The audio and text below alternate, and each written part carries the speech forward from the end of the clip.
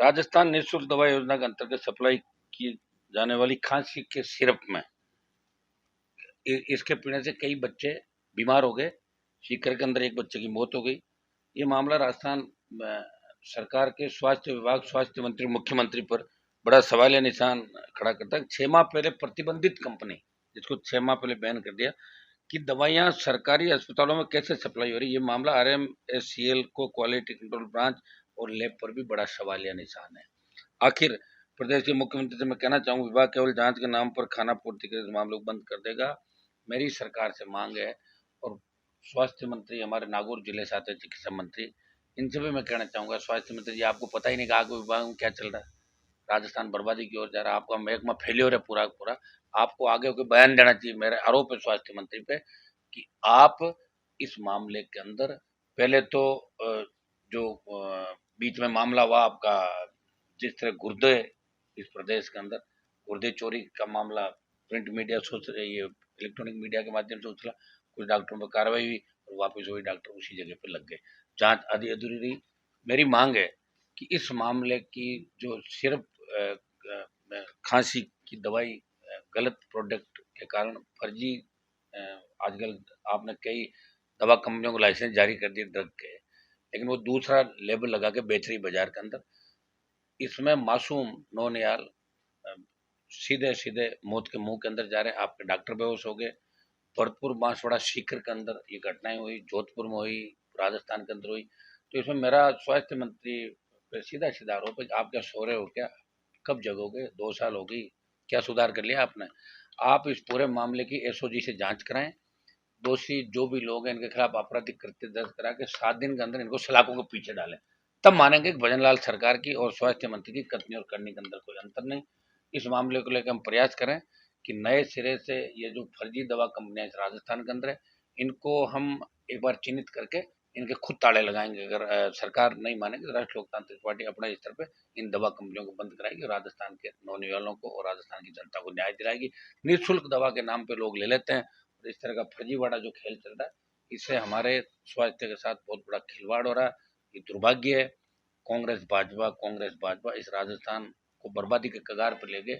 और एक ही बात हर जगह होती है, कांग्रेस वालों के पास जाओगे तो कहते हैं कि सरकार हमारी नहीं है, और बीजेपी के लोग कहेंगे कि हमारी चल नहीं रही, भजनलाल जी किसी को मान नहीं रहे।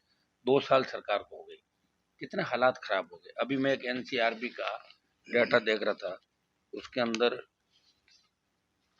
आपका राजस्थान दुष्कर्म के मामले में देश में 1 नंबर पे आ गया। NCRB के ये आंकड़े 2023 के हैं। इस हालात से प्रदेश को शर्मसार होना पड़ा, और SC ST महिला अपराध में राजस्थान लगभग 15 वर्षों से अग्रणी बना हुआ है। इससे आप अंदाज लगा सकते हैं कि सरकारें सिर्फ चुनाव के समय बातें करती है, वादे करती है, लेकिन उसके बाद भूल जाती है। और लोगों को भी भूलने की आदत, माइंड सेट है राजस्थान के अंदर। एक बार कांग्रेस को वोट देना और एक बार भाजपा, एक बार हराने के लिए लोग वोट देते हैं कि इसको इस बार हरा दो। जीत कौन रहा है, इस चीज की ओर लोग ध्यान नहीं दे रहे। ये राजस्थान को दुर्भाग्य है। लगातार राष्ट्रीय लोकतांत्रिक पार्टी लोगों को न्याय दिलाने के आंदोलन कर रही है। आप देख रहे हैं, रातों को दिन को भाग रहे हैं, विपक्षी भूमिका निभा रहे हैं। कांग्रेस पार्टी दूसरे मामलों में लगी है, उससे मना रही, कोई जन्मदिन मना रहा, कोई दूसरा काम कर रहा। जो लक्ष्मणगढ़ के अंदर घटना हुई कल, वो कांग्रेस के प्रदेश अध्यक्ष का इलाका। हम तो रात को 1 बजे तक देखा, उनका कोई सोशल मीडिया पे ट्वीट ही नहीं था। वो दूसरों की चिंता करते।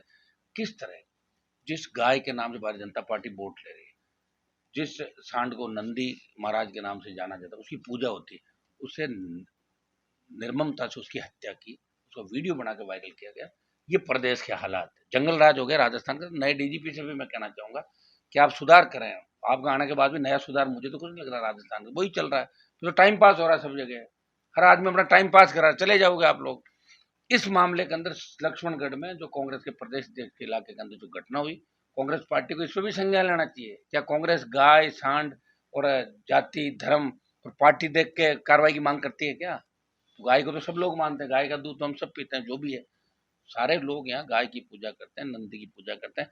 तो बहुत बड़ा दुर्भाग्य। इसको लेकर DGP SP से कल रात को मेरी बात हो गई थी। CM को भी मैंने सोशल मीडिया के माध्यम से कहा, और एक मुलजिम को रात को पकड़ लिया था। हमने कहा कि भाई ऐसे लोगों को जितनी कड़ी सजा मिल सके गो हत्या के कानून के अलावा, दोबारा ऐसी हिमाकत राजस्थान के अंदर कोई नहीं करे।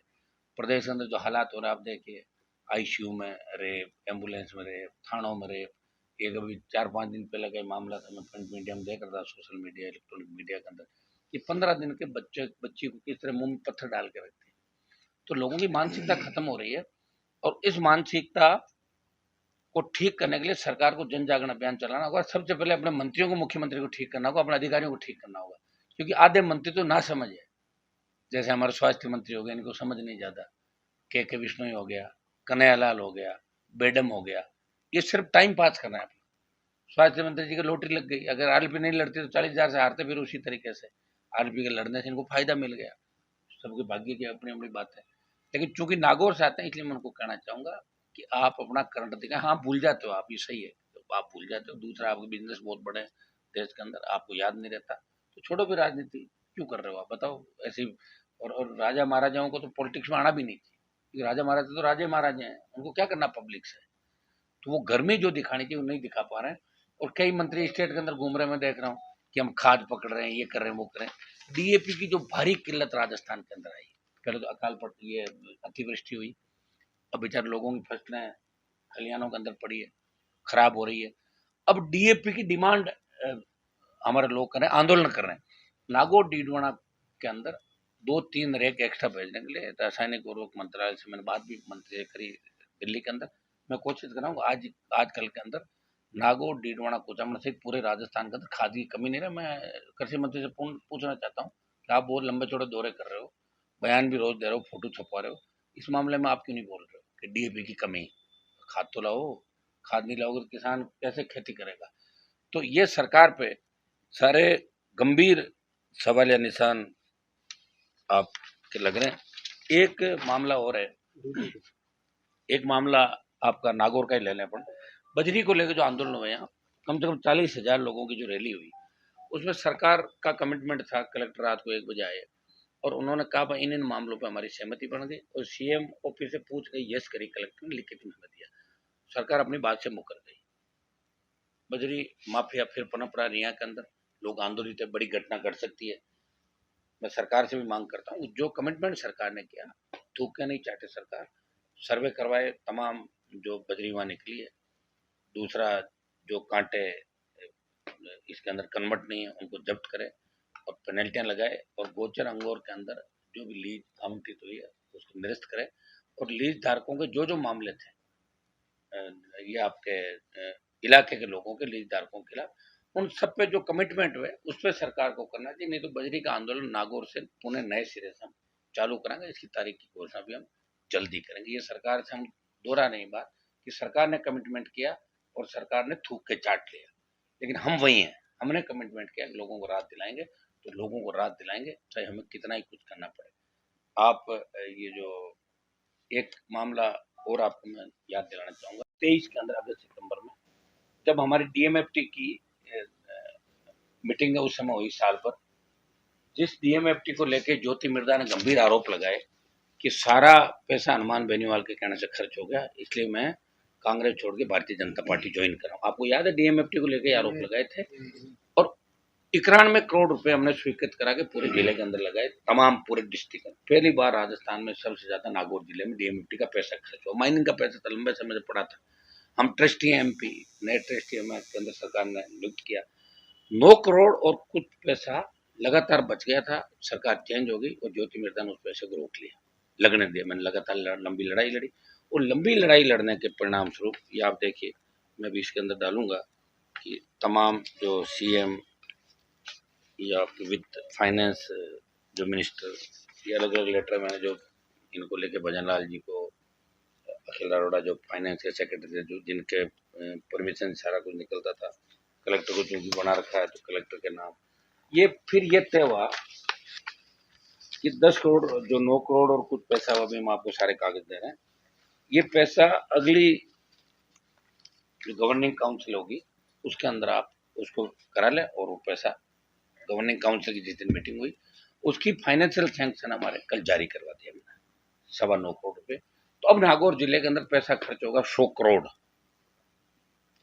अगर ये पैसा 2 साल पहले आ जाता तो अभी तक खर्च हो जाता, इसमें 76-77 काम थे, जिनमें 71-72 काम स्वीकृत हुए, कुछ काम हो गए, कहाँ जमीन उपलब्ध नहीं, 2-2 साल हो गए, लोगों ने संघर्ष छोड़ दिया। ये दुर्भाग्य है यहाँ के जनप्रतिनिधियों का। मैं उन पर आरोप भी लगा रहा हूँ, कम से कम काम नहीं कराए। काम कराए तो ठीक है, रोके तो नहीं काम। जनता का काम रोकने का मतलब क्या होता है आप जानते हैं।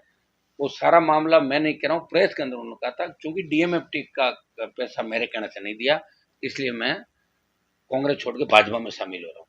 तो भाजपा की सरकार है, निकल गया 9.25 करोड़, अब छोड़ो भाजपा, अब जाओ कांग्रेस में वापस, निकल तो गया पैसा। ये तो मैं आपको कह रहा हूँ कि उसकी वित्तीय स्वीकृति अभी जो गवर्निंग काउंसिल हुई थी, जिला कलेक्टर के यहाँ सब लोग बैठे थे, उस दिन 9.25 करोड़ रुपए पुराने, जिसके अंदर ये सरकार ने कह दिया कि जो गवर्निंग काउंसिल है उसे खाली अप्रूव ले लें, वो स्वीकृति वैसी रहेगी, क्योंकि अगस्त सितंबर 23 का मामला था, 2 साल पहले। लगातार संघर्ष, आप देखिए, मैं इसलिए आपको बात कर रहा हूँ कि मैं किसी काम के पीछे पड़ता हूँ तो लंबे समय तक उसका प्रयास करके उसको 100% उसके अंजाम तक पहुंचाता हूँ। बीच में कभी कोई काम मैंने नहीं छोड़ा। तो ये नागौर जिले की हमारी डीडोना कुचामन सारा जो पुराना जिला है, उसको 9.25 करोड़ रुपए का एक्स्ट्रा विकास का काम पंचायतों को, हमारे मोडवा नगर पालिका को, जगह जगह स्कूल लाइब्रेरियां बनेगी, स्कूल की 4 दीवारें बनेगी, स्कूलों में कमरे बनेंगे। और अब जो डीएमएफटी की मीटिंग हुई, ये भी हमने जल्दी करवाई, और वो ये मामला भी राजस्थान सरकार पर लंबित है। मैं सरकार से आग्रह करूंगा कि इसका भी पैसा जल्दी जारी करे। ये अभी 9.25 करोड़ की वित्तीय स्वीकृति जारी है, वो कागज हम आपको दे रहे हैं। ये अटका हुआ मामला था, क्योंकि बीजेपी की नेत्री ने आरोप लगाए और इसलिए कांग्रेस छोड़ने की बात कही कि डीएमएफटी का पैसा हनुमान बेनीवाल ले गए, इसलिए मैं छोड़ रही हूँ। तो अब तो बीजेपी के अंदर सरकार है, तो 9.25 करोड़ आ गए पैसे, छोड़ दो भारतीय जनता पार्टी। तो सरकार किसकी है? उनकी है ना सरकार, मेरी तो नहीं है। तो हो गई, एफएस जारी हो गई, अभी डाल देंगे सारी सारी। आपको बता दिया हमने, कागज दे रहे हैं आपको कि ये वित्तीय स्वीकृतियां जारी हो गई है। पैसा अब चला गया पंचायतों के, पालिकाओं के और स्कूल के खाते के अंदर, जहाँ जहाँ एजेंसी जो जो। तो ये एक तोहफा इस आज नागौर डिस्ट्रिक्ट को 9.25 करोड़ का। एमपी लेड भी हम जल्दी जारी करेंगे आजकल के अंदर। हमारे पास एमपी लेड का करीब 5.5 पौने 6 करोड़ रुपया बाकी है। बहुत लंबा चौड़ा संसदीय क्षेत्र, प्रयास करेंगे सब लोगों को पंचायतों का पैसा मिले।